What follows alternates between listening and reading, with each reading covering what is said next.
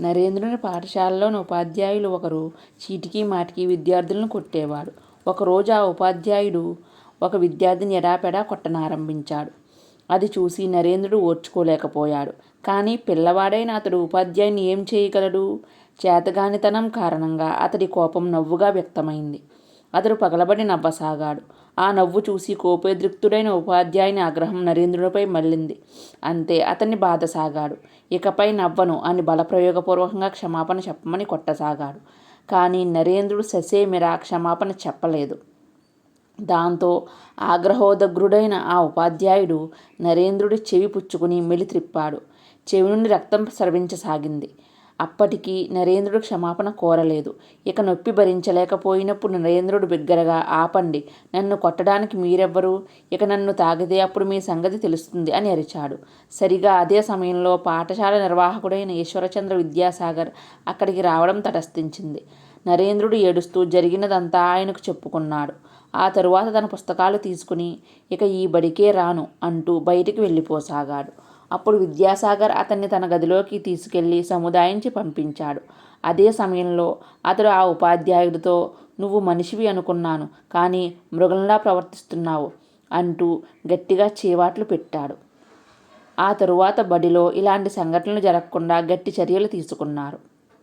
ఇంటికి వెళ్ళిన నరేంద్రుడు అలవాటు ప్రకారం తల్లితో జరిగినదంతా చెప్పి మొరపెట్టుకున్నాడు.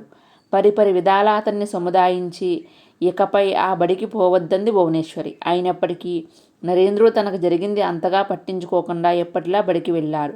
మరొకసారి తరగతిలో భూగోళ శాస్త్ర పాఠం చెబుతున్నారు. ఉపాధ్యాయుడు దేశపటం ఒకటి వేలాడదీసి దానిలో ఒక ఫలానా నగరాన్ని గుర్తించమని నరేంద్రుని ప్రశ్నించాడు. నరేంద్రుడు చూపించాడు. ఉపాధ్యాయుడు అది తప్పు అన్నాడు. దాన్ని తిరస్కరించి తనదే ఒప్పు అన్నాడు. తన జవాబును తిరస్కరిస్తున్నాడనే కోపంతో ఉపాధ్యాయుడు అతన్ని చేతులు చాచమని బెత్తంతో కొట్టాడు. దెబ్బలన్నీ ఓర్చుకున్నాడే గాని తన జవాబు తప్పు అని మాత్రం అతడు అంగీకరించలేదు. కాసేపటి తరువాత పుస్తకం చూసినప్పుడు తన జవాబే తప్పని ఉపాధ్యాయుడు గ్రహించాడు. వెంటనే నరేన్ను క్షమించమని అడగడమే కాక అప్పటి నుండి అతడి పట్ల గౌరవభావంతో మెలగసాగాడు. ఈ సంఘటనను కూడా తూచా తప్పకుండా తల్లితో చెప్పాడు నరేన్. భువనేశ్వరి అతన్ని హృదయానికి హత్తుకుని, నా చిట్టి తండ్రి, న్యాయం నీ వైపు ఉన్నప్పుడు నువ్వు కలత చెందవలసిన అవసరం లేదు.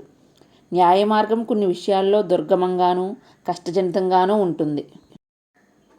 కానీ నువ్వు న్యాయమని అనుకున్న దాన్ని చేయడానికి ఎన్నటికీ తటపటాయించవద్దు అని చెప్పింది.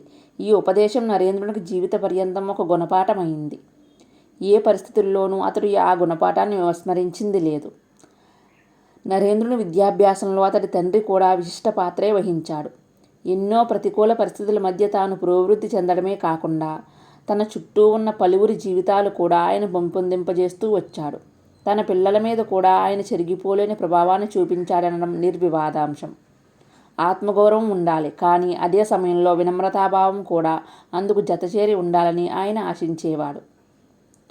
పిల్లలు తప్పు చేస్తే మామూలుగా తండ్రులు కోపగించుకోవడం, కొట్టడం చేస్తారు. కానీ ఆయన అలా ప్రవర్తించేవాడు కాదు. ఇష్టం వచ్చినట్లు తిట్టడము, కొట్టడము పిల్లలను సరిదిద్దే విధానం కాదని ఆయన గట్టి నమ్మకం. మామూలు విషయాలలో సైతం నరేన్ తల్లితో పోట్లాడేవాడు. భోజనం చేస్తున్నప్పుడు నీళ్ల గ్లాసును కూడా కుడి చేత్తోనే పుచ్చుకుని త్రాగడం వంగదేశంలో రివాజు. కానీ కుడిచేయి ఎంగిలిగా ఉన్నందున ఎడమ చేతితో త్రాగడమే సబబు అని నరేంద్రుడు వాదించాడు. తల్లి కుమారుల మధ్య మాటా పెరిగి వాగ్యుద్ధం జరిగింది. చివరకు కోపంతో తల్లిని నరేంద్రుడు నానా దుర్భాషలాడాడు. ఇదంతా విన్న విశ్వనాథుడు నరేంద్రుని కోపగించుకోలేదు, చీవాట్లు పెట్టలేదు. అతడి తప్పును ఎత్తి చూపించడానికి ఒక తెలివైన మార్గం ఎన్నుకున్నాడు. నరేంద్రుడు తన మిత్రులను కలుసుకునే గది తలుపు మీద నరేన్ ఈ రోజు ఇలాంటి మాటలతో తల్లిని తిట్టాడు అని వ్రాసిపెట్టాడు. నరేంద్రుడికి అది చాలు. ఆ గదిలోకి మిత్రులు వచ్చినప్పుడల్లా అతనికి తల కొట్టేసినట్లు అనిపించింది. ఆ తరువాత పొరపాటుగా కూడా అతడు ఎన్నడూ తిట్టి ఎరుగడు. మరొక రోజు విశ్వనాథుడు నరేంద్రుడితో, నాయనా, దేన్ని చూసి ఆశ్చర్యం చెందకు అన్నాడు. జీవితంలో ఏవేవో జరగవచ్చు, ఎన్నో మార్పులు ఎదుర్కొనవలసి రావచ్చు. కానీ దేనికి విస్తుపోయి కలత చెందకూడదు. భగవంతుని రాజ్యంలో ఏమైనా జరగవచ్చునని గ్రహించి పురోగమించాలి. ఇది కూడా నరేంద్రుడికి జీవిత పర్యంతం మార్గదర్శక సూత్రమై విరాజిల్లింది. తండ్రి నుండి అనేక రకాల వంటకాలను వండడం నరేన్ నేర్చుకున్నాడు. క్రమేణా అతడు పలు రకాల వంటకాలను రుచిగా వండే నైపుణ్యం గడించాడు. అతడి వంటలో కాస్త కారం, పాలు ఎక్కువగా ఉంటుందే కానీ రుచి మాత్రం అమోఘం. సాహసానికి మారుపేరు నరేంద్రుడు. కానీ ఆ సాహసం వివేకంతో జత కలిసి సమయస్ఫూర్తితో నిండి ఉండేది. ఒక మిత్రుని ఇంట్లో సంపెంగ వృక్షం ఒకటి ఉండేది. ఆ చెట్టెక్కి మిత్రులతో ఆడుకోవడం, దాని కొమ్మల నుండి తలక్రిందులుగా వేలాడడం నరేంద్రుడికి చాలా ఇష్టం. చంపక పుష్పం శివునికి ఎంతో ప్రీతికరం. నరేంద్రునికి కూడా ఆ పుష్పం అంటే ఎంతో ఇష్టం. ఆ చెట్టు మీదకి ఎక్కి ఆడుకోవడం నరేనికి అలవాటు. అతడు ఎక్కడ కింద పడిపోతాడోనని ఆ ఇంట్లో ఉన్న ముసలితాత భయపడేవాడు. నరేంద్రు ఒక్కడు చెట్టు ఎక్కకపోతే ఇంకెవ్వరూ చెట్టు ఎక్కరని ఆయనకు బాగా తెలుసు.